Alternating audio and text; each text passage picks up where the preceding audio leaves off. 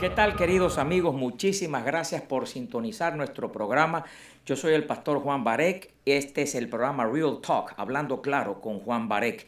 Y hoy me siento muy contento porque está aquí conmigo un amigo de hace muchísimo tiempo. Yo diría unos 30 años.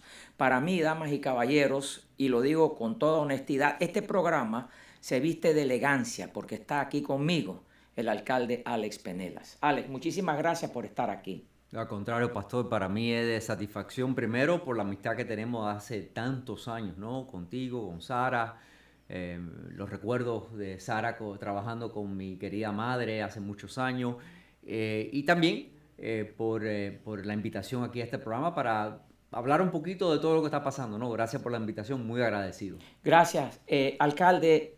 Siempre incursionando en política. Recuerdo como concejal, después como alcalde del condado de Miami-Dade. Pasó un tiempo, muchos años después, Alex Penela regresa a la política, aunque yo creo que nunca te divorciaste de la política, pero como candidato para el condado de Miami-Dade. ¿Qué pasó? ¿Cómo fue esa experiencia? ¿Qué está pasando posiblemente hacia el futuro? A mí me encantaría verte correr otra vez, honestamente. Sí, realmente para mí fue una oportunidad extraordinaria porque, vamos a hablar claramente, cuando yo decido a los 25 años postularme como candidato en Hialeah y después en el condado y después salgo como alcalde del condado, la política era mi carrera, vamos a hablar las cosas claras, la política era mi carrera, eso es lo que yo hacía 24 horas al día, ¿no? Y me debía a la política. Cuando me retiro en el 2004, después de mis 2 términos como alcalde del condado, pues tuve la oportunidad de tener otras experiencias, pasarme más tiempo con mi familia, que para mí es lo más importante, desarrollar mis negocios, pasarme tiempo con los hijos míos en los terrenos de basquetbol y de pelota y las canchas de etcétera. Para mí eso fue una experiencia extraordinaria. Entonces, el año pasado, pues, decido volver a la política no porque quería ser político, no porque me hacía falta un empleo, no porque lo hacía por el salario, los beneficios, lo hice para servir. O sea que fueron dos perspectivas completamente diferentes. Y yo creo que a veces es importante, ¿no? De que personas que no necesitan de la política, que se ofrezcan a la política. Oye, no tuve suerte, pero para mí fue bien importante poder decir lo que quería decir, explicar las cosas de la forma que tenían que ser explicadas, no de la forma política. Y yo creo que eso fue importante, creo que eso añadió algo importante al debate político. De nuevo, no tuve la suerte de salir, pero sí me siento muy afortunado de poder haber participado en el proceso. Eso es como el que me dice a mí, yo quiero ser pastor, y no es como quien va y estudia una carrera. Para ser un pastor uno tiene que sentir, en mi opinión, y por lo general un llamado, que tú sientas que Dios te inspira, te llama, es un llamado, y luego vas a un seminario, te preparas, si perteneces a una denominación te van a ordenar, te van a reconocer como tal y has cumplido con las leyes que indican desde el punto de vista eclesiástico y el llamado que tú sientes. Yo entiendo de que así es con Alex Penela, de lo que nos explica hoy, ¿no? Es un hombre Completamente. que ha triunfado en su carrera como profesional, pero que realmente no necesitaba vivir de la política porque ha podido lograr otros éxitos, pero que siente su llamado, que la política es parte de él y quería nuevamente tener la oportunidad de bendecir Sí. a su comunidad como un gobernante o como quien iba a ser en Completamente. ese momento alcalde posiblemente del condado. Completamente. El llamado al servicio creo que es el factor común entre esas dos oportunidades, ¿no? La oportunidad a los 25 años y la oportunidad del año pasado.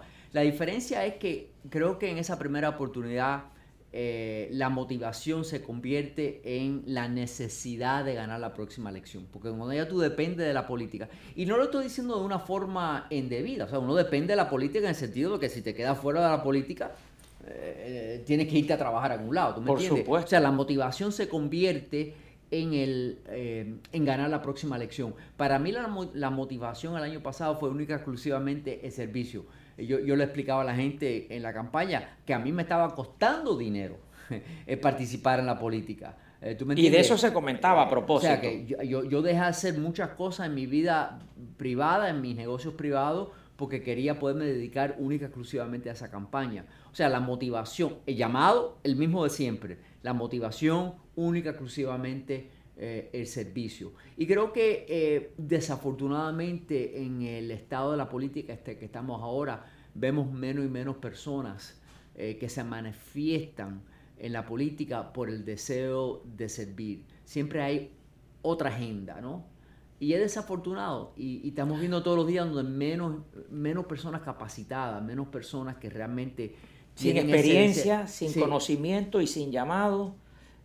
Alcalde, los tiempos son diferentes de la política de antes y la política de ahora. ¿Es así? Es diferente. Mira, yo me recuerdo de nuevo, en esa época, cuando yo aspiré a concejal, comisionado del condado, alcalde del condado, uno tenía sus desacuerdos políticamente hablando. Tú a lo mejor pensabas de una forma y yo de otra, pero cuando se acababa la campaña era el momento de gobernar. Y no se satanizaba a nadie. Exactamente. Siempre se mantuvo el respeto y la cordura, ¿verdad? Hoy en día, si eres de un partido o de otro, imagínate, eres lo peor que ha existido. Tienes que hacer o un radical a la izquierda o un súper conservador a la derecha. No hay espacio. Yo le decía a la gente, no hay espacio para el político centrista. Yo siempre he sido centrista, siempre. Yo me he llevado con los republicanos, he apoyado a muchos republicanos, me llevo con los demócratas, he apoyado a muchos demócratas. No, ya no hay espacio para los políticos centristas. La gente aún en las elecciones no partidistas, la elección mía en el condado era no partidista, las elecciones que acabamos de celebrar en Hialeah, no partidistas. Sin embargo, el tema del partido, el tema de si estabas a favor o en contra del presidente Trump o a favor o en contra del presidente Biden, se convierte en el tema principal en vez de las necesidades del pueblo en ese momento, el tráfico, la salud mental, el tema de la salud mental, la educación, todos estos temas importantes no se debaten porque lo único que la gente quiere es escuchar si estabas a favor o no de ciertos políticos. A ver, vamos a pensar de que hubiese ganado la elección, alcalde Alex Penelas. ¿Y qué era lo que tú querías cambiar? ¿Qué era lo que tú querías recomendar? ¿Qué hubieses hecho las primeras semanas en la oficina? Bueno, el tema del transporte para mí... Y ahora que dice el transporte, perdón, vamos a regresar porque vamos a ir a un corte y luego quiero que hablemos del transporte, pero también de ese famoso medio centavo que siempre se le quiso implicar al alcalde Alex Penelas. No? Regreso en breves instantes.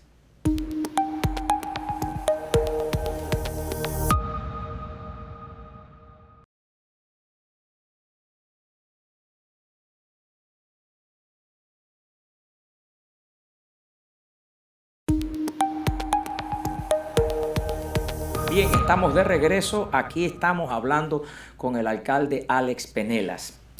Bueno, y siempre se habló del medio centavo, siempre se le quiso culpar al alcalde Alex Penelas sobre eso, cuando en realidad tengo entendido que el alcalde Penelas dejó un plan establecido y se suponía que el nuevo alcalde tenía que dirigir esos fondos para el problema que todavía tenemos, que es la transportación.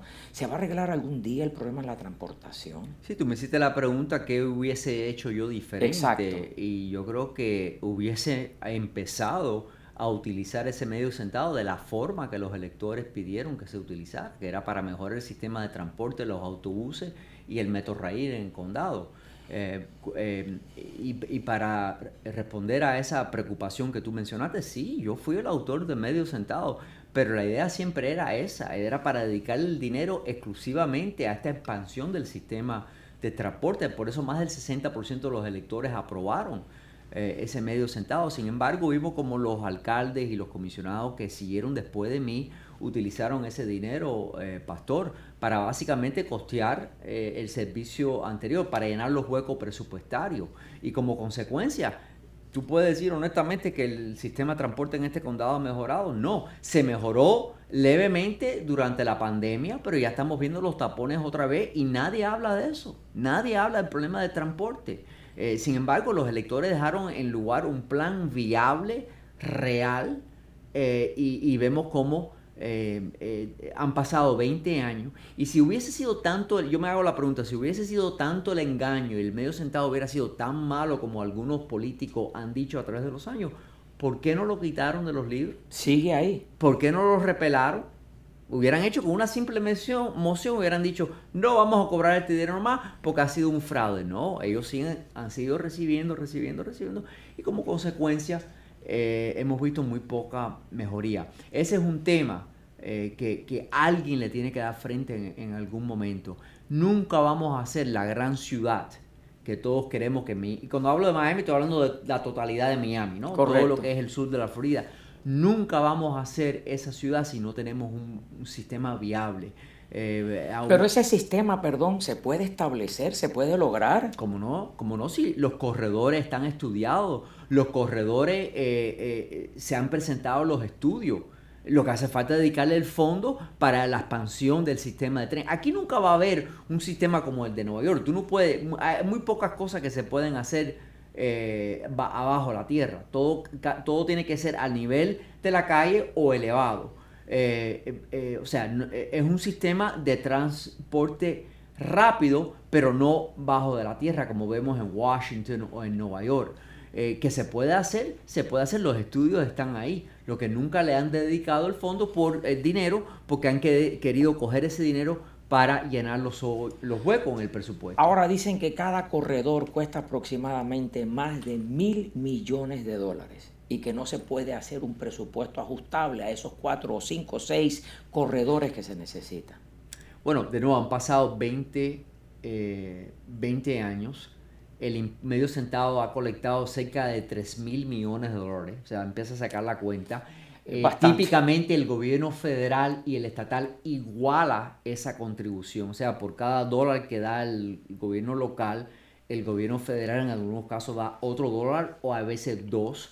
O sea, ese dinero se puede multiplicar si se aplica correctamente. Y nadie hizo la sugerencia de que todo eso se iba a construir en 4 o 5 años. Al contrario, bastante hicimos nosotros. Yo en el poco tiempo que me quedó en la alcaldía, aumenté el servicio de autobuses por 12 millones de millas y hicimos la expansión del Metrorail hacia el aeropuerto. Todo eso se hizo bajo mi administración. Correcto. Pero han pasado 20 años, han sido $3,000 millones. Si ese dinero se hubiera igualado a nivel del gobierno federal, varios de esos corredores ya se hubieran hecho. El tiempo pasó. ¿Y qué podemos demostrar de todo ese tiempo? Muy poco, pastor, muy poco. Y ahora que dice pastor, Alex, y te llamo así porque eres mi amigo, pero te respeto muchísimo, te admiro porque hiciste una hermosa alcaldía. Pero yo recuerdo que en tu oficina tenías muchos pastores trabajando ahí contigo. Y tenías inclusive también una especie de grupo asesor de varias denominaciones cristianas que trabajaban contigo. Cuéntanos un poco de eso y por qué. Bueno, mira, el alcalde de este condado tiene que reconocer que somos una comunidad súper diversa. Yo soy católico y orgulloso de mi religión y practicante, pero no dejo de reconocer de que hay muchos grupos cristianos, hay grupos protestantes, hay grupos judíos, bautistas, hay mucha diversidad. Y yo siempre pensaba de que una de las mejores formas de llegarle a una comunidad tan diversa es a través de sus líderes religiosos, ¿no? Entonces, primero sí, en mi oficina trabajaba un pastor de la comunidad afroamericana. Yo recuerdo. El pastor Mark Coates. Correcto. Que me asesoraba en muchísimos temas. Pero también yo, como tú bien mencionas, yo tenía una coalición de pastores. Algunos que me asesoraban más que otros, pero siempre todos participaban en una reunión mensual o un desayuno cada 6 meses, donde nos sentábamos a hablar, a orar, a pedir que Dios nos ilumine, que nos ayude en nuestra labor. Eso era bien importante. Era importante para ayudarme a mí, pero también para que la comunidad se sintiera, ¿no?, de que eran parte de mi gobierno. Y luego el tiempo pasó y pues Alex Penela no ha dejado de incursionar e influenciar en los temas políticos. Pero vamos a hablar de eso cuando regresemos en breves instantes.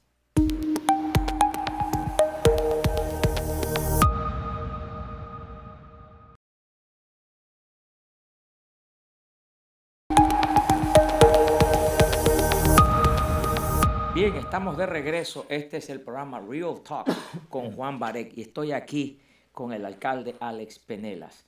Bueno, ¿y qué sucedió con las elecciones? ¿Qué dice el alcalde Alex Penelas? Bueno, Hialeah, por primera vez en muchísimos años se eligió un alcalde nuevo, ¿no?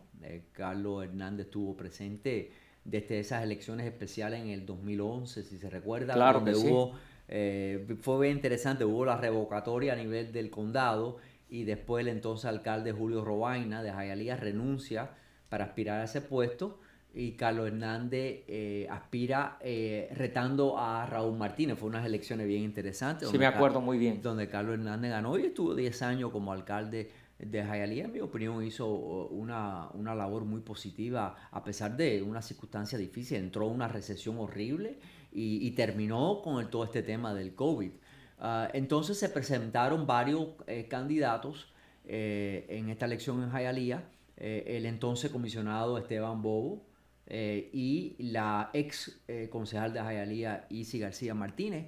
Y siempre se sabía, Juan, del principio, de que el ahora alcalde Bobo era el favorito. Eso se sabía. Claro. Alguien que ha estado en la política por muchísimos años, tuvo casi 3 años de campaña, ¿no? Porque empezó cuando buscaba la alcaldía del condado y tuvo los recursos para hacerlo. Pero sí, cuando ya fuimos llegando a los últimos días de la primaria, muchos pensaban de que posiblemente iba a una segunda ronda, que tenía hasta cierto nivel alguna lógica, pero no fue así. Pero todos los comentaristas políticos más reconocidos de renombre en radio y televisión aquí en el sur de la Florida hablaban de una segunda vuelta. Sí. ¿Pero qué pasó? A mí nunca me sorprendió la victoria del alcalde Bobo en una primera. Nunca me sorprendió. De nuevo, tenía los recursos, tenía lo que se llama el establishment, el apoyo de todos los republicanos de nombre, el gobernador, la vicegobernadora, los comisionados de Hialeah, el comisionado del condado, todos estaban a favor de él. Y yo creo que lo que pasó fue que en un caso como ese puede parecer, ¿no? En ciertos sectores de que las elecciones están más empatadas, pero atrás esas maquinarias, todos esos esfuerzos, todos esos recursos y los dineros que han podido contribuir, están trabajando, están llamando a los votantes, están llevando a la gente a las urnas. O sea, es toda una operación política que estaba bien organizada, que estaba trabajando a favor del alcalde Bobo. O sea, no me sorprende y el margen francamente fue sustancial, fue una victoria de 30 y pico de votos que de cualquier forma que tú lo miras fue impresionante.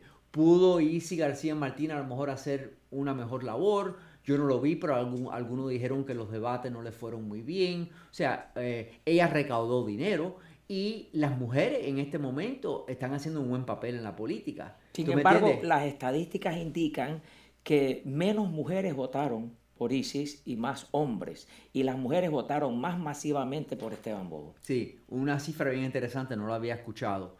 Pero de nuevo, lo que vimos la semana pasada en Hialeah a mí no me sorprende y veremos a ver, quedan creo que 2 escaños por debatirse en el consejo. Vimos también, por ejemplo, la ciudad de Miami, donde Frances Suárez ganó abrumadoramente con casi el 80% del voto, y también el alcalde de Miami Beach, Dan Gelber, ganó la reelección. Y interesantemente, el tema más espinoso o polémico de todas estas elecciones fue el tema de la venta de bebidas en Miami Beach y si se deben suspender a las 2 de la mañana o no. Es para que uno vea, ¿no?, que en este mundo de política uno hay veces que se enfoca en los candidatos y hay veces que el pueblo está más preocupado por los temas que se le presentan en la boleta. Es cierto. ¿Cuáles son las aspiraciones de Alex Penelas ahora?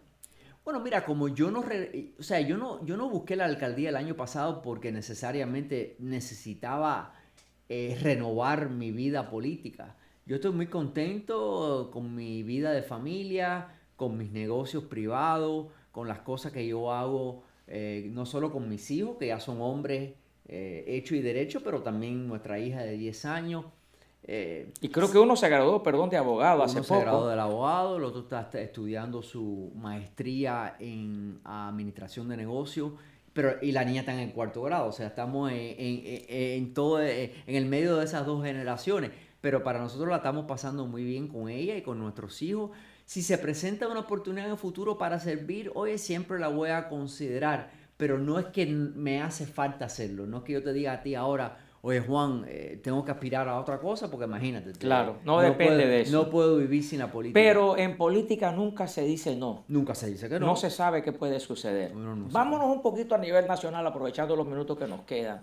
La situación en la frontera, las implicaciones que se le hace al presidente Biden. ¿Qué opina Alex Penela de todo esto? Bueno, a pesar de una victoria bastante clara, el presidente Biden se ha confrontado con unos desafíos extraordinarios. Creo que ha cometido sus errores y creo que el tema de la frontera es uno de ellos, donde él va a tener que darle frente a ese tema. El tema de la inflación, la economía local, los últimos 3 proyectos de ley que le va a costar a los contribuyentes trillones de dólares, todo eso yo creo que son preocupaciones y en parte ahora ya estamos viendo las consecuencias de todo eso. Vimos donde en Virginia, por ejemplo, ganó el candidato republicano a la gobernación y también eso es típico en la política norteamericana. El presidente que gana la Casa Blanca típicamente pierde abrumadoramente. ¿A qué se deberá eso? Porque es casi como por regla. Porque el pueblo americano quiere balance. Entiendo. Y más en esta época donde estamos en los dos extremos. Buscan balance, buscan que el poder de la Casa Blanca sea balanceado por el poder legislativo del Congreso. Siempre ha existido eso en la historia de este país. Y eso como que se turna de un partido al otro, sí, así que no hay favoritismo. Eso no tiene nombre ni apellido. Exactamente, es simplemente como para balancear las decisiones que toma la Casa Blanca. Y yo creo que eso es algo positivo. De verdad que lo que crearon esta idea de esta noción de democracia en los años 1770 y pico, de verdad que fueron unos visionarios extraordinarios, que ese documento, esa constitución ha sobrevivido todos estos años y que se ve la implementación de una forma tan extraordinaria. Y yo creo que eso es favorable. Pero sí, el reto del presidente Biden no es fácil. No es fácil, Pastor. Creo que es un hombre decente. Creo que es un hombre honesto. Creo que es un hombre que quiere lo mejor para el país. ¿Tú me entiendes? Pero no quita de que los desafíos son bien difíciles. Muy bien. Gracias al alcalde Alex Penela por haber atendido esta invitación y ahí lo tienen. Yo quería preguntarte, alcalde Penela, antes que te vayas, tú llegaste a la alcaldía cuando tenías ¿cuántos años? Muy joven. 34. 34 años. Ya estás sentado en la silla, tiene que tomar muchas decisiones, pero un hombre joven, pero claro, venía muy pulido de la política de Hialeah. En un par de minutos, ¿cuál era el diario vivir en esa oficina? Una vez recuerdo, estando en el 30º piso, cuando eras alcalde, estábamos sentados tú y yo, y recuerdo claramente, me dijiste, Juan, no es fácil, pero tampoco es imposible. No es imposible, hay que tener mucha disciplina, tiene que existir balance, quiero decir, entre tu vida familiar y la política, ¿no? Yo creo que una de las razones por la cual yo tuve tanto éxito en regresar a la vida privada es porque siempre tuve una vida familiar aún dentro de la alcaldía. Yo me fijaba por una regla que era una regla principal, que era siempre buscar consenso, siempre buscar coalición. Yo trabajaba con los comisionados conservadores republicanos, yo trabajaba con los comisionados más liberales y demócratas. Yo trabajé con la Casa Blanca de Bill Clinton, trabajé con la Casa Blanca de George Bush. Cierto. O sea, mis mejores amigos eran los congresistas Lincoln y Mario Díaz Balar, la congresista Leanna Ross Leitinen, al igual que Carrie Meek, demócrata. Para mí eso era la clave de trabajar con todo el mundo. Gracias al alcalde Alex Penela por su amabilidad nuevamente de haber estado aquí en nuestro programa y muchas bendiciones, muchos éxitos y bueno, nosotros tus amigos esperamos que nuevamente se recapitule en algo dentro de la política. Gracias queridos amigos, que Dios los bendiga. Hasta pronto.